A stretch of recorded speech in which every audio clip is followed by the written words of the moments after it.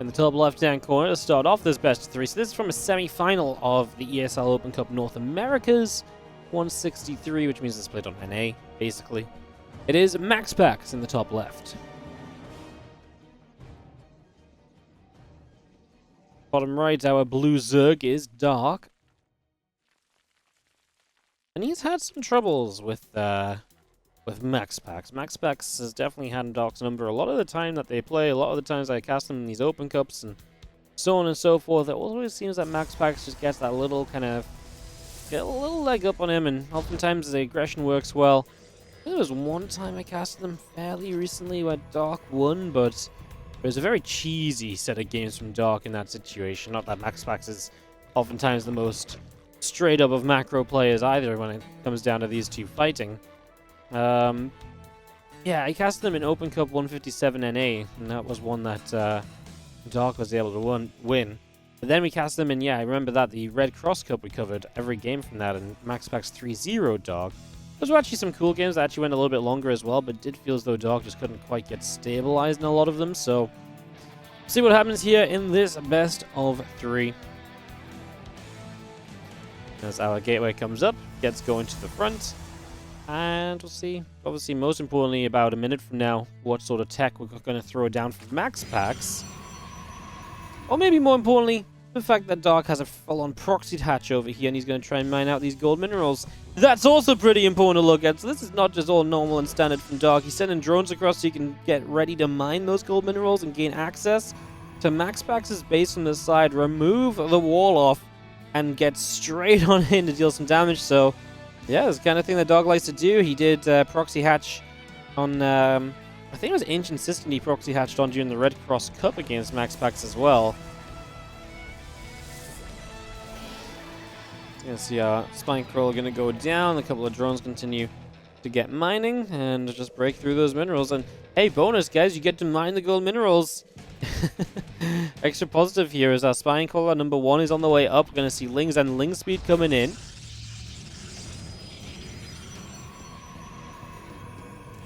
So yeah, full on proxy mode time.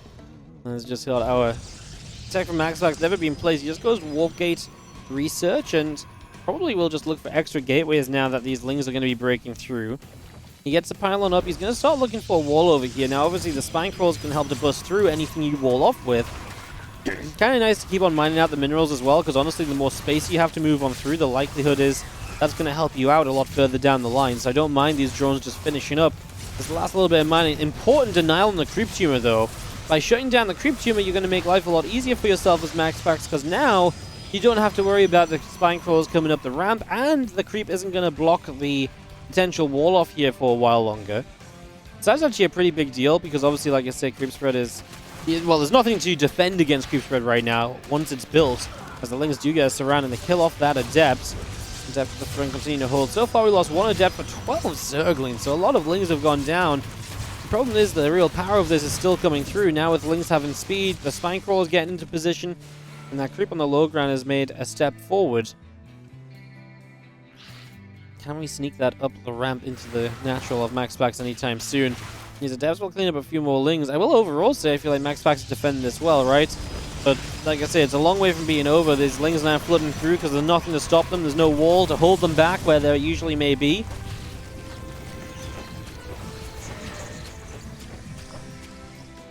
Spine Crawler's going after the pylons. Just going to be seeing the Lings coming through for some probes.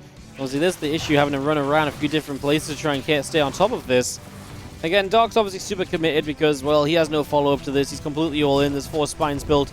But again, that's some of the real power that he has going in his favor right now as these spines chip their way through this gateway.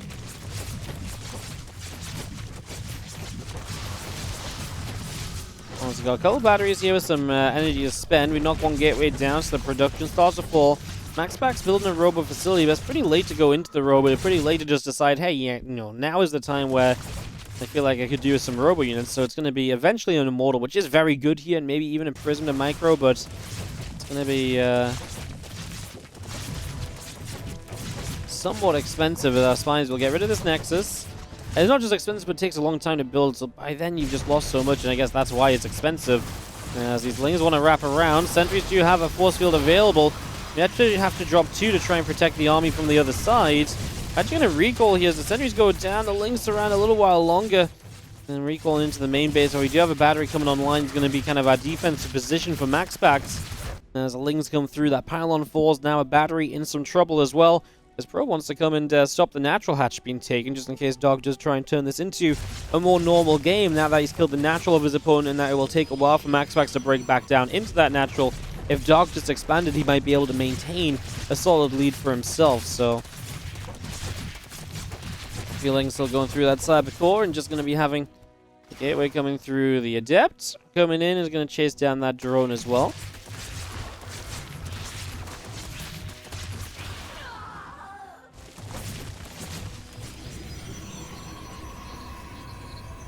Spine's picking through the gateway, just going to see the Immortal still popping up from the Robo facility. Extra drones coming in. And yo, Fernando Lisk 2, thank you so much for the 4-month resub on the Prime. Keep SC2 alive, please. I will do everything I can, mate. Like I said, if you guys didn't hear, we will have an announcement soon about a big tournament for Korean players. So we're working on it. I promise. It's working. The progress has been made. I'm just doing what I can, you know. Have an announcement soon. Hopefully get things rolling. I've already talked about it on stream, but a little spoiler alert for you guys, I guess, in case you didn't hear about it yet. Coming soon to a StarCraft stream near you.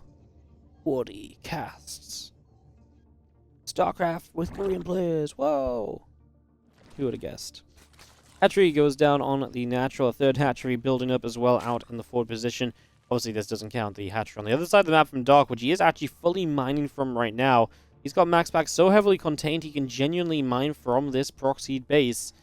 And eventually, those drones might have to go running home, but for now, just going to take resources away from MaxPax's side of the map. Pops both the barriers on the Immortals with the Lings, so they're now going to be more vulnerable when trying to take on these Spine Crawlers. Means that the Prism Micro is likely going to have to be that much better as well. And what we get, the Spine Crawler for initially down at half HP here, and it costs you all of the shields. So it's going to take a long time for MaxPax to break out of this based on that. What point would it be good for MaxPax to maybe just... I don't know if he could ever actually just ignore these spines, but what if he just loads up his units and just elevators them out of the main base and just goes across the map? Obviously it would turn into a full-on base trade, but would you be able to do well enough just trading with the army you currently have that you can afford to like lose a lot of your income and then basically not build anything again? Probably not, because eventually Dark will just defend a base with spine crawls, so you have to go through the spines anyway, right?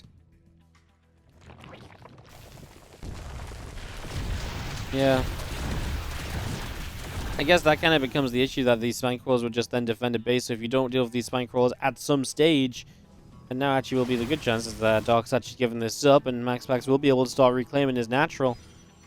But yeah, if you didn't deal with the spine crawlers now and you avoided them, then obviously going kind of back, you know, at some point you would have had to deal with them, and then you don't have any production or probes left because Dog would have run into the main base. So.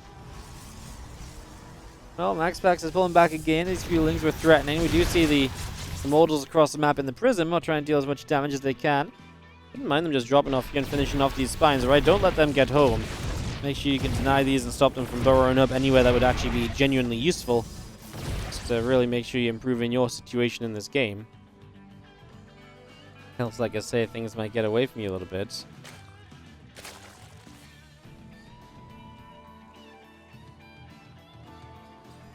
Four more Ravages all building through. Got that last still coming up to completion. Extractor still building as well. And a few Overlords producing on out. This army working its way forward. A few creep tumors going down. Going to get on top of the Spore Crow at the front here. Going to start to run through. A couple crows of vials. Will land nothing too particular. It's going to continue in. That Spore Crow will go down as well. The feelings still being chipped away at. MaxPax's army, like I say, if you can hit a time and if you can just sort of go, maybe good. And this is kind of the strength of it. It's mostly the 3 Immortals with some supporting force fields. I say a lot of supporting force fields. About to lose our first Immortal if we don't lift it up into the Prism, but the Prism is not nearby, so the first Immortal goes down. Big step in the right direction for Dark, turning around and clearing this up. Second Immortal down, and Dark has plenty to push MaxPax away and to hold on and to win out in game number 1 of this best of 3 semi-final matchup.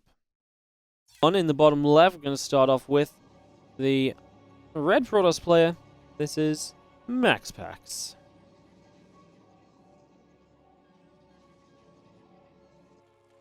Taking on our blue Zerg in the top right. Talking about dark.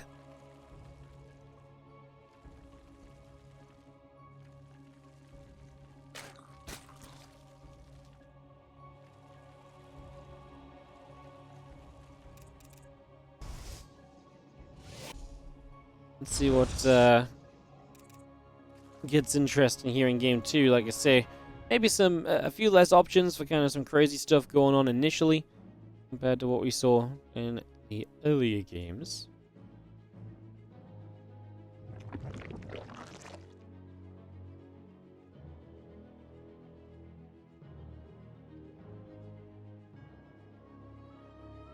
Hatch gas soon to be full. Obviously, the hatch comes down on the third location because the probe did come across to block this. MaxPax pretty much always sends that probe across early. I don't think MaxPax ever goes for like a no scout or anything, so pretty much consistent with that. Usually because MaxPax is so threatening with the adepts, that putting that hatchery in a forward position like that really opens up the adept play to MaxPax.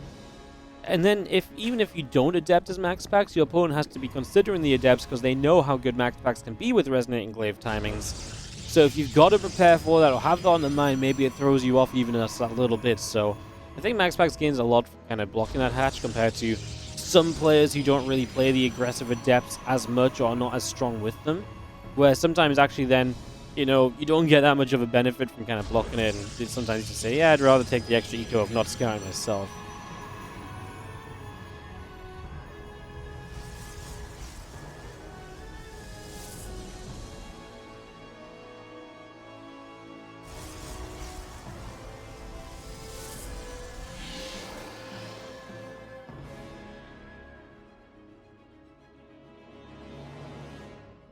Adept chrono boosting up, warp gate coming in.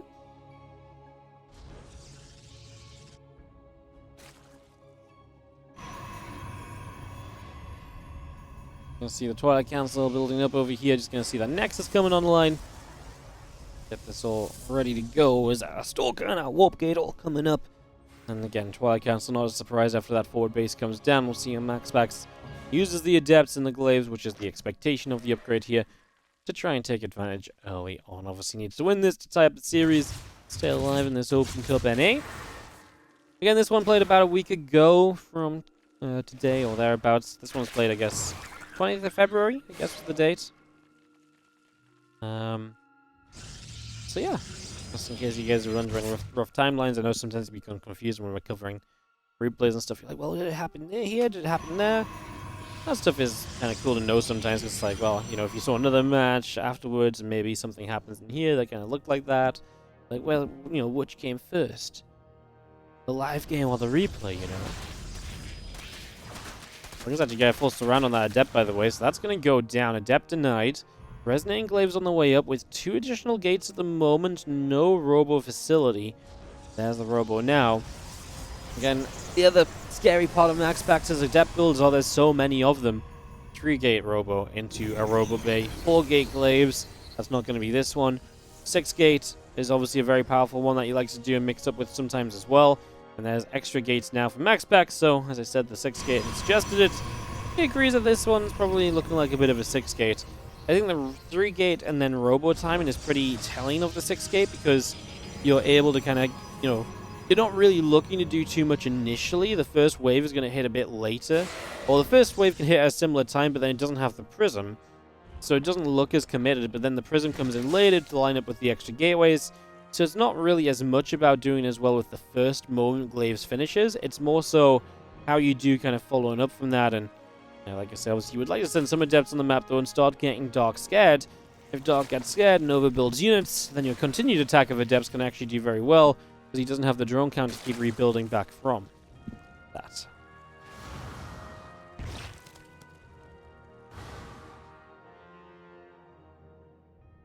Adepts come back together on the right side. Prism and a few more all on the way up. 12 Zerglings in production from Dark. And Nick Hicks 2005. Thank you so much for the Prime sub. Appreciate you using the Prime on the channel. Thank you so much. you guys enjoying the stream, a little sellout moment. Subscribe to the channel with your primes, or subscribe regularly. Helps us to keep on running events and casting StarCraft. Thank you so much. It kicks. As our extra adepts warp in. Scariest part of this is, of course, the Prism splitting off from the adepts and potentially warping into the main base. 6 adepts is not a low number if they just warp in individually elsewhere, so then you're going to have to keep track of a lot of different places. This can get very crazy very quickly. As these links surround, the adepts stand and fight. Honestly, good fight for the adepts. They're so clumped up together there, and there were so many of them that the links just straight up fighting that without any Roach Ravager support didn't really do good damage. This Adept Shade will go down. We're going to move back to the natural expansion where a couple of these Ravagers end up pulling back. Adept Shade in over on the third base as well, so they shade over there. Going to keep on pushing through. Now going to jump Adept up into the main once more. Let's see, there's a couple of Roaches still dealing some damage. You're just going to see the Adepts back down the low ground. Dog is starting to clean this up. We've got a few more Adepts join in, of course, a bunch more warping. MaxPax can't really allow himself to let up the pressure, because the moment you let up this pressure, this game might just be done, because you don't really have much of a follow-up or transition kind of set in stone for yourself. Your game plan is Adepts, Adepts, and then a few more Adepts. Everything else doesn't really exist right now as MaxPax moves the probe to the third base to maybe begin thinking about taking it. It's just a question of, can Dog keep up with production? He's only on 36 drones now, so his income may not be what it once was. And these Adepts commit. They realize there's just not enough here to really stop them. There's all the Roaches in the main that kind of needed to be here. So MaxPax can turn this into a pretty good connection.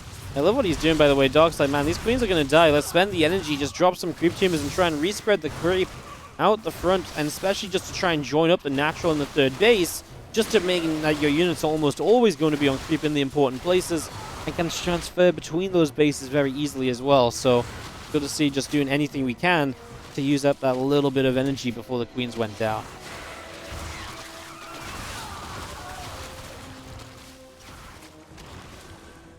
Dark on only 30 drones as he finally starts to lose a few to this Adept harass. He only lost 7 in the game, so yeah, that was the first, extra bit of drone harass we really saw. MaxPax finally getting some. Starts the Prism on the other side of the map to attack with as well, as these Adepts can try and stand and fight, and they will do pretty okay. Only one going down, the few Lings then picked off along with it, and now these other Adepts picking away at some Lings as well.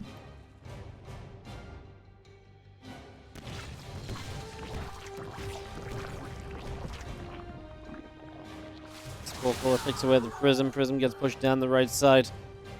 Seeing the Roach speed now starting up on the side of Dark.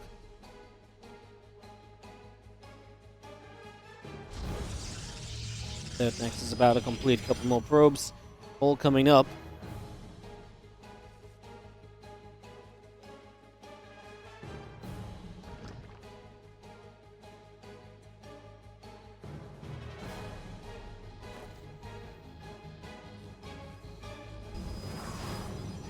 Bunch more Adepts just being warped in. MaxPax coming for this follow-up attack. Well, Dog had to recover from a very low drone count. He's not had as many units on the way for a while. Problem earlier as well was that these trades have been kind of rough for him. He lost a lot of Lings. He kept a lot of his Roach Ravager alive, at least. That's what these Immortals will now want to pick through. There's 3 of them here. The tech is real. A couple of Corrosive Files knock down the initial force fields. And these Immortals are shredding the initial Roaches. Now they're focused on the Queens out on this bottom side a little bit, but once those Queens go down, these Roaches are going to start dropping like flies again, and MaxPax is not being stopped with this push forward just yet. If we get on top of this third base, that's problematic. That could very realistically go down. If that base goes down without a third, this game is pretty much done for you as Dog. Like I say, these Roaches, every time they try and move forward, Immortals get a big chunk of damage on them. Immortals, they don't just pack a punch, but they fire pretty quickly for how much they can do to those Roaches. So you just see the Roaches' health just being dropped away. And the Roach count itself now really starting to drop too. And again, as long as you don't break through those Immortals, this game's going to end, because the Immortals are very sturdy, and the less Roaches there are, the less likely it is you ever kill those Immortals. So it's kind of that double whammy of you're trying to get through the Immortals, and as you try to get through the Immortals, you're just taking more and more Roach damage, and then by the time you can get to the Immortals just absolutely are at a critical mass versus the number of Roaches. All tied up in this best of 3. And we are going to go down to the bottom left-hand side to introduce our player for the final game. The Red Protoss from Psystorm Gaming is MaxPax. Takes on the blue Zerg in the top right. From DPG, it is Dark. Here for game 3 of the series, Royal Blood on the map. I don't know where Royal Blood stands for ZvP, if I'm going to be honest. I wouldn't say it's particularly great. I wouldn't say it's particularly bad on either side. You got those gold bases that are pretty difficult to hold, so I don't think that comes into play too often here either. Otherwise, this map is generally stated as one of the more standard maps that came into the map pool, so I guess we'll see if that statement holds in any way, shape, or form.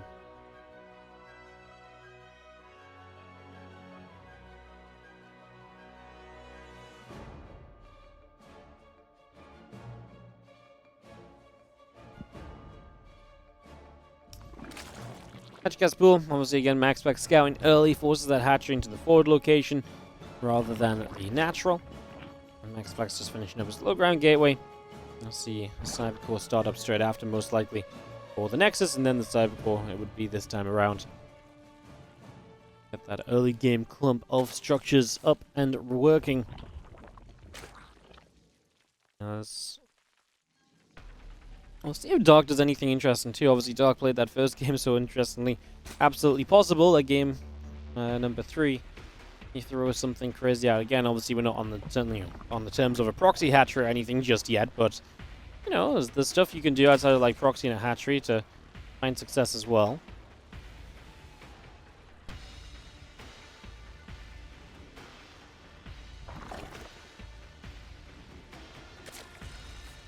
Comes around the back. A couple of drones is going to transfer out onto the natural.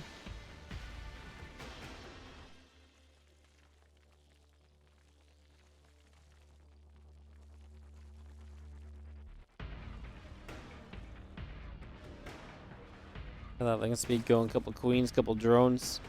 Just gonna have our Twilight Council, gonna be the opening in MaxPax. So back to that Twilight once again. Get that set up.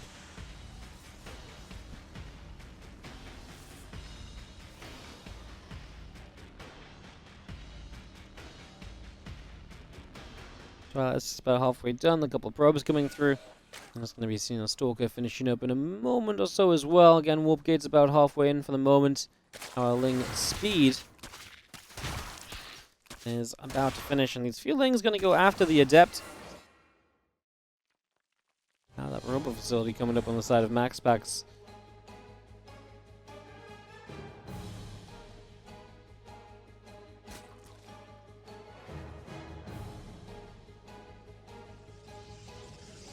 Well, a couple of queens still coming through, the few drones still producing, and it's going to be very different from MaxPax. It's not going to be Glaives, it's going to go directly into the Dark Shrine.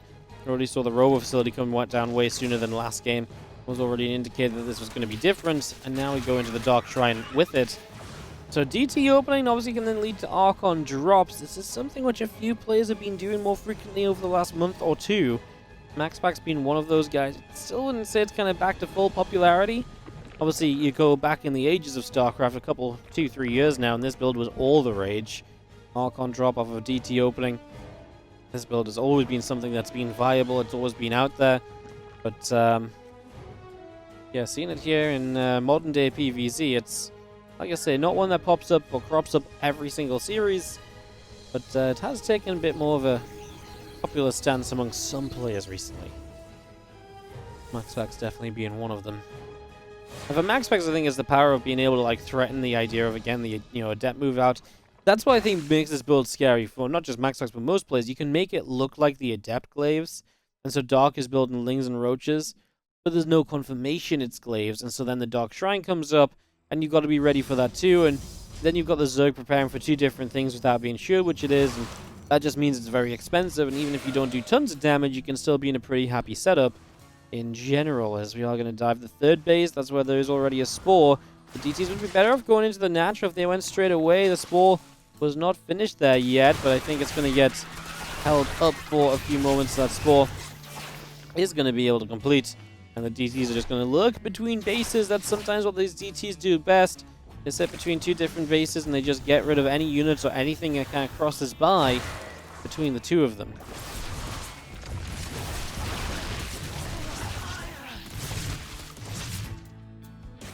GTs to take a little bit more damage. Queen's getting some shots off. Strokefeller gonna end up repositioning over here, and well, we drop a pylon down onto that third base location as well. It's just gonna get that set up. A few more Lings make their way around, and the extra GTs all warping in as well.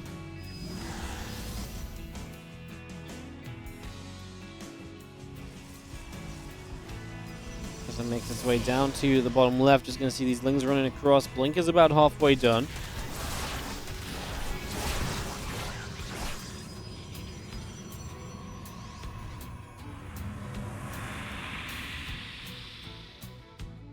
Obviously, GT's can have become Archons to aid with the defense. Again, Blink Stalker's up as well. It's kind of a Blink Archon combo.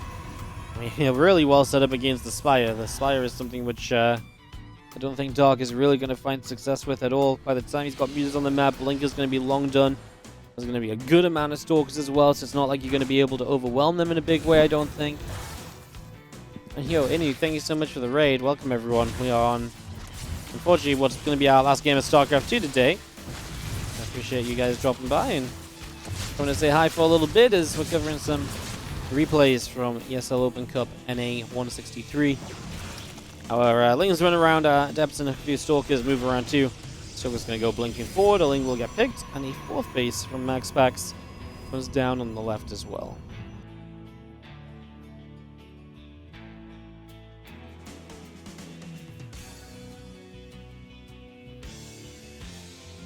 Prism comes all the way around the right. Just going to see the couple Queens still joining up together.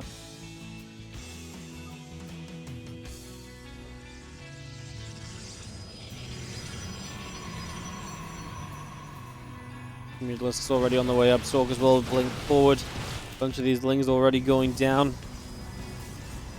9 more Mutas. Currently about halfway done. Roach speed is about to finish up, and we've got our Archon dropping in. The Queen's taking some hits there. Stalkers continuing by, the few Lings taking shots, and again the Stalkers will jump onto the hatchery on the 12 o'clock, looking to try and get a cancel on it. The Prism pulls the way over to the right, and there is already the cancel, so this hatchery will fall.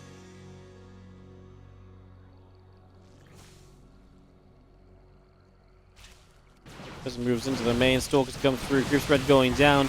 Lings, Roaches trying to get to the front, a few Ravager Biles dropping down as well.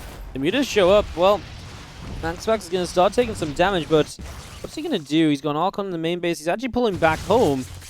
I thought he obviously recalled a bunch of stuff back home, so he recalls back home. 7 probes dead. The Mutas still being chased. This one Archon is being abandoned over on the sides. Yeah, the Mutas continue through. They got 13 workers. I mean, that's a good start, considering I was looking at this and thinking, well, it's going to be hard for Dark to do much. Dark is still down on workers, though, so he's actually playing a very low drone count here. That's just, well, and its own choice as well. Like, it's not even damage done by MaxPax or anything like that. It is just Dark has not made as many workers. So now MaxPax building a Colossus. Not kind of the most usual things, but something just to help with a bit of splash. Does he have disruptors already? I kind of like to just see a disruptor, no? Like, I feel like the Colossus is not going to add much against what is now going to be a big Roach force. I mean, maybe if you thought it's going to be more Mutas and then Lings, the Colossus can do well.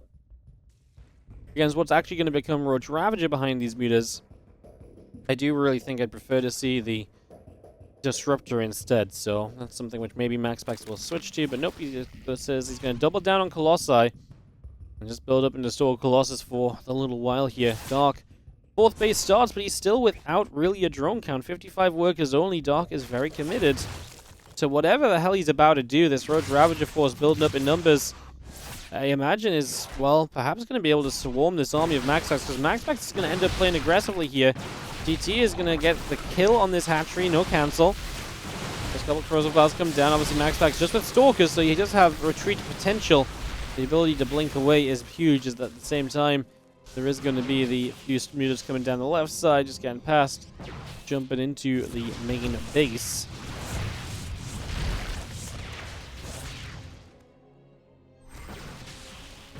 The Stalkers continue their way through this, and a few more of those Mutalisks continue to get taken down so far. Extra Ravagers morphing in, and they will come pressing forward too. Now Stalker's still out to the middle of the map. Knocking down Roach, one Roach already, just going to be seeing that Colossus. Gonna run away. Stalker's kind of jumping on the right side. Okay, this is gonna be a bit of a mess of a fight. Everything was drawn across multiple positions. MaxPax turning around to try and trade. He did lose the Colossus bottom left. The rest of this army getting away. He's now choosing to go Disruptors, which I 100% think is going to be the better option for him overall. I truly believe that's going to be a lot easier for him to succeed with.